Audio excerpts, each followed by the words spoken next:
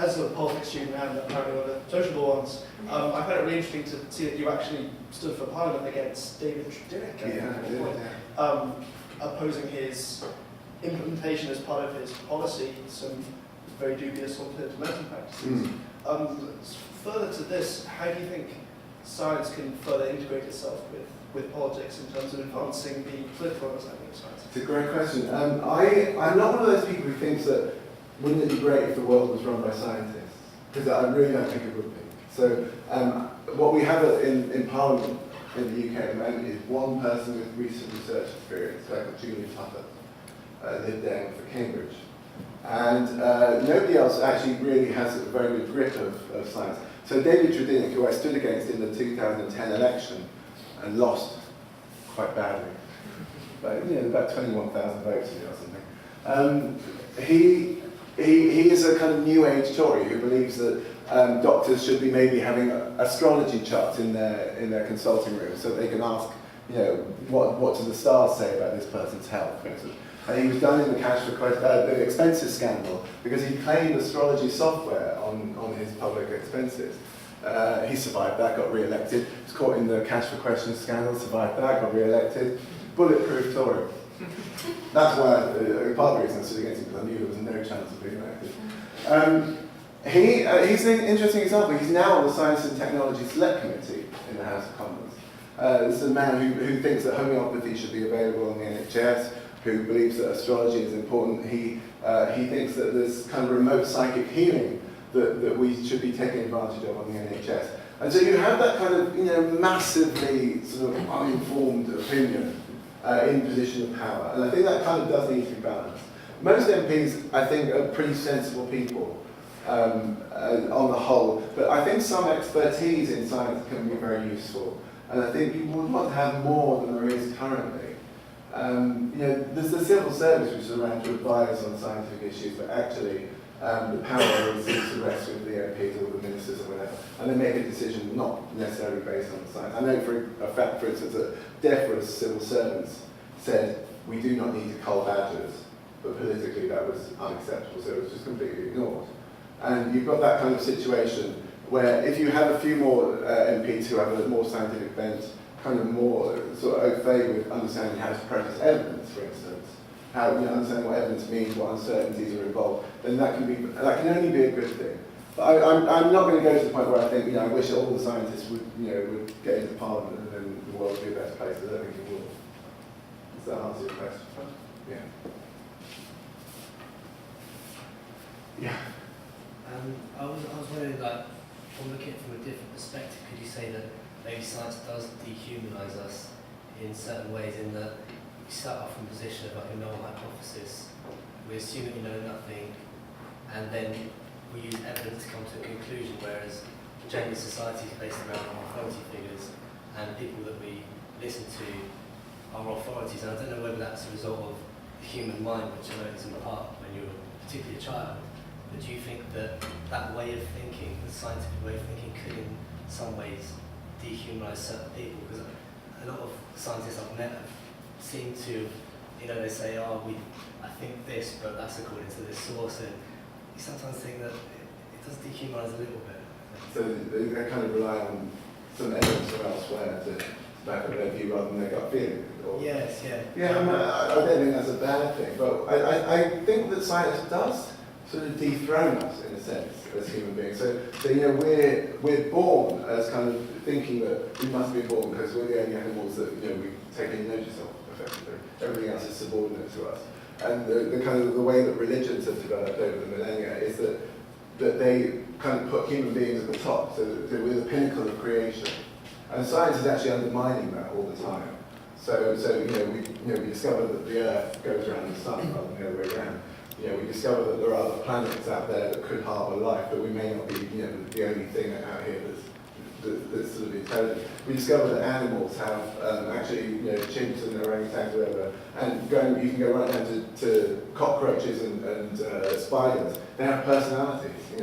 It's very kind of difficult research to sell even to other scientists, but animal personalities and animal cultures are on the rise in terms of in scientific terms. We're starting to get to grips with the fact that we're not the only things that have sort of feelings and personality and culture. You know, chimp culture is a very rich thing, for instance. And so we're changing our relationship with that. And all the time we seem to be downgrading ourselves, effectively. You know, we're not that special, after all. And I think people are quite uncomfortable with that. You know, the idea that the universe appeared as a result of, you know, some kind of random quantum event that caused the Big Bang or something like that, rather than some kind of purposeful order, somebody decided that we should exist, kind of thing. You know, that's not there anymore if you take scientists' point of view. So I think a lot of people would choose not to take scientists' point of view because it doesn't sit well with who we think of ourselves as. So it's kind of dehumanizing in some ways, in that, you know, that human beings have always thought of themselves as special, and I don't think science gives you the right to do that anymore. But science, it's like it's a very rational, well, in my opinion, a very rational way of thinking, but if is there any evidence innately to do with how human beings think that suggests that, like, that science is an unusual way of thinking, that, you know, we naturally respond to authorities, it's just part of how... Yeah, so, I mean, that's something that people always want to throw at science, is like, well, you know, it's just one way of viewing the world. And scientists get it wrong, of course they do. You know, so you know, we used to think that, say, you know, I think of a good example, that space and time are constant and fixed, for instance, and then Einstein came along and showed that space is not a fixed quantity. You know, you get length changes depending on how you're moving through the universe. So you get time dilation, which is, you know, when time passes differently for different people moving in different ways. And so we had to kind of revise our view. So Newton, it turned out, wasn't quite right. You know, and scientists, you know, get things spectacularly wrong a lot of the time. So you have the kind of Lamarck's view that the progression of evolution was because of the way, you know, a giraffe would stretch its neck and you know, get these characteristics and those kind of things. And then Darwin came along and proved that, you know, things are different. So science is kind of self-correcting, though. That's what I was saying in its favour. It might not be right now.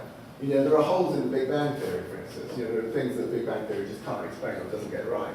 Doesn't mean that there wasn't necessarily a Big Bang. It means that you've got to kind of keep going and you never really get to the end of how it works. You can always say, you know, it's wrong or but actually it's just, you know, it's a process. And, you know, we have to, you know, keep correcting ourselves. And so you could say, well, you know, I don't need to listen to science because it, you know, it changes its mind. Science reserves the right to change its mind all the time. So and if you don't want to listen to science, that's fine. I don't have a problem with that. I mean, you know, as far as homeopathy goes, I don't mind people using homeopathy at all. I just don't want to pay for it. So, yeah, there are different ways of doing it. I definitely agree with this. Advocate another way. Cheers. I liked what you said about after the Second World War there was this sort of PR exercise to make science look safe. It potentially became staid, dull and boring and less creative. But at the same time you hear stories that change is ever faster and the pace of change is accelerating. Is there any evidence to show that innovation and scientific development has slowed down, decelerated over the last 50 years? Well, I wouldn't say that it has. I mean, the last 50 years have been incredible. You know, science has made the world, I would argue, a much better place in the last 50, 60 years. You know, even if you take the last century, you know, the fact that we live, our lifespan in the West is effectively doubled, you know, in the last 200 years or something like that. It's just, you know, because of our innovations in healthcare and everything else. So I don't think that necessarily the process of science has actually changed all that much. I think the public perception, the face of science has changed. So you know, the face of science was very much to present yourself as being conservative and trustworthy. But actually behind the scenes, you know, and all the scientists would say this, behind the scenes you still do all the stuff that, you know, normal human beings do, you know, because it's a competition. There's no second place in science. You know, if you're second to discovery, it matters not. You know, you might as well have been 10th to it.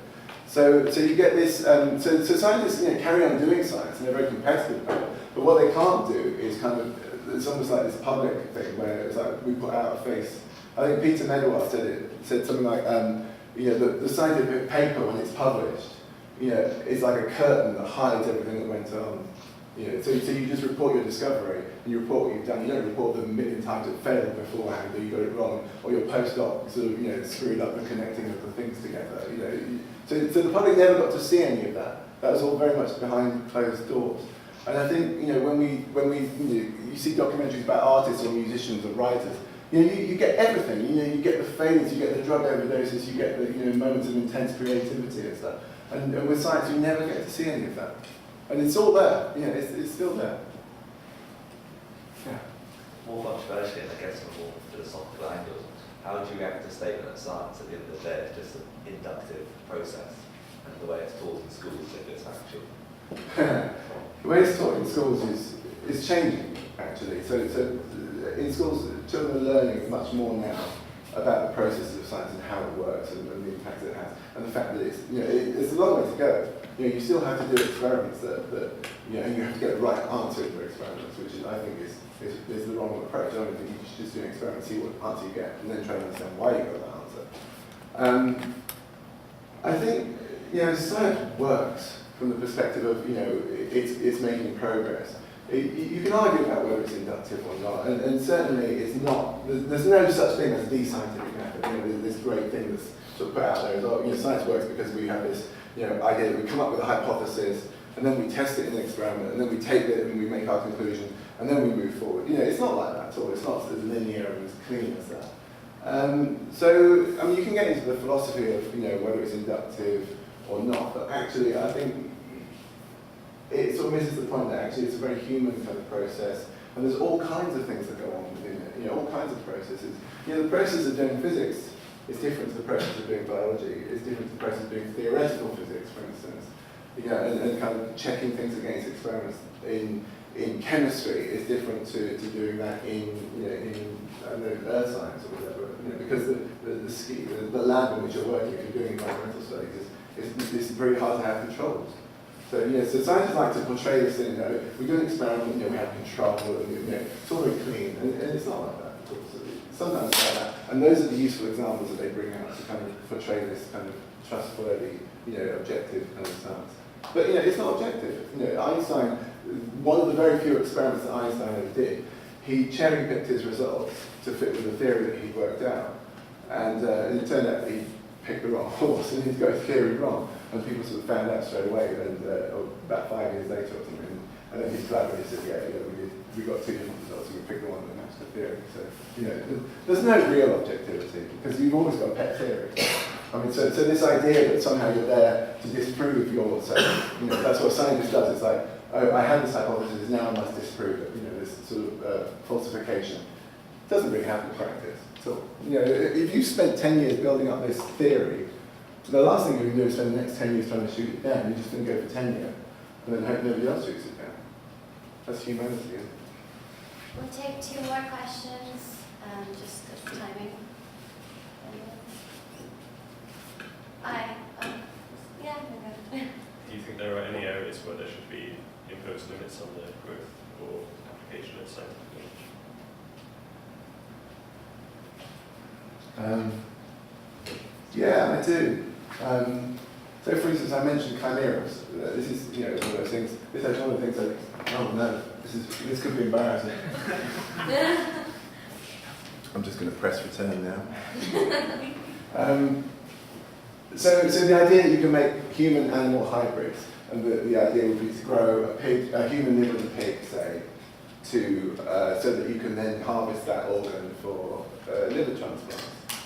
Now, you know, doing that kind of research, it seems all very well, but actually, the process of getting there, you might do things like, you know, you'll want to grow human cells inside a mouse, for instance, and there are certain indications that you might get to the situation where you end up with those cells, the stem cells, turning into sperm and egg cells, that actually you end up with a conception and a human fetus growing inside a mouse, or they can turn up as brain cells, and you actually get human type brains growing inside a mouse.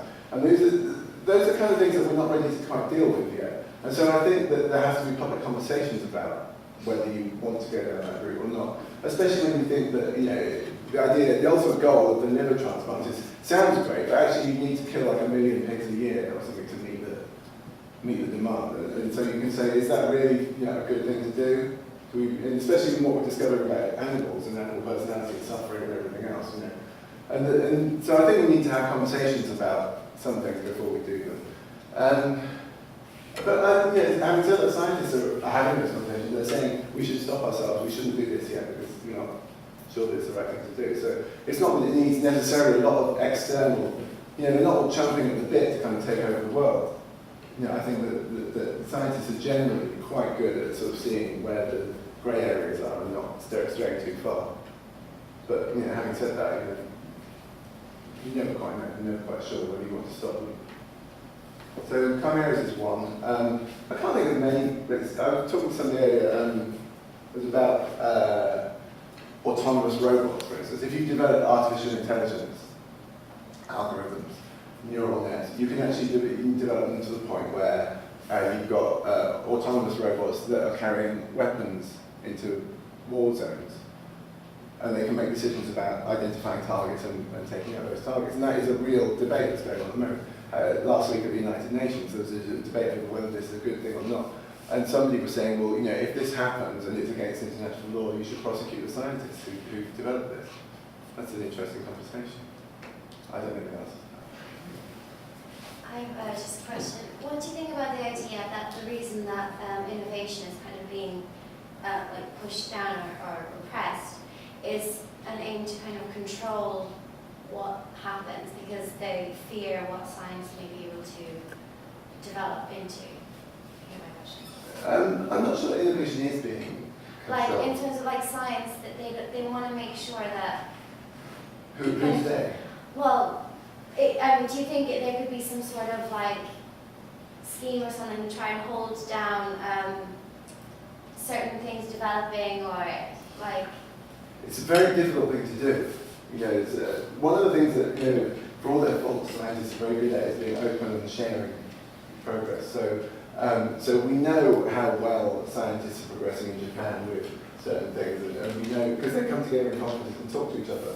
So the kind of idea that it's an interesting idea, isn't it? That you're worried about some scientists secretly developing something somewhere, or somebody stopping them developing something without us even knowing about it. And actually, I'm not aware of any of that really happening. I think it's a very public, very open process. So I'm not seeing anything that I sort of think, that's being done in secret. I mean, there is secret research that's going on, but not things that are generally something to worry about. Before, when the Catholic Church, for example, didn't like science and stuff like that, everything would be done in secret because they feared that, once science comes about and people stop believing in the creation theory and stuff, and they go for the Big Bang, they're almost losing power. So do you think there's anything kind of like that possibly going on now? Well, certainly, I would say that religion is following science and having to react to science, and it always seems to be behind the curve of science. So you had edicts from the Catholic Church about abortion, for instance, and it was sort of in the, I don't think of the dates now, it was the 17th century, so it was set at 12 weeks or whatever, or 20 weeks. You could have an abortion up to that point. And then the invention of the microscope showed that actually, you could look at a fertilized egg and see that it was fertilized within 3 or 4 days or whatever. And then, so that's when the Catholic Church said, right, you can never have an abortion. It's there already. And so in my experience and my understanding, sort of things like religious sort of bans on certain things, and you have this sort of stem cells in the US. This kind of idea that you can't work on stem cells because there's some kind of reason for feeling uncomfortable with it. It always seems to be behind what the science can actually do. So I don't get the impression that anybody's holding scientists back from making any discoveries. They might be holding them back from doing certain things, but that's because they're not having helpful and useful and open conversations with the public, I think. Do you think that mass media, sort of digital journalism, is helping to shape a different perspective of scientists? I mean, if you look at websites, you can get millions and millions of views, and you can write an article yourself and get read so widely now. Do you think it's helping? Yeah, I think it is. I think generally, I mean, the interesting thing is that scientists have learned in the last 10 to 15 years to take control of the conversations that they're having. So it used to be that they would be almost defensive. Oh, I hear you've done this piece of research.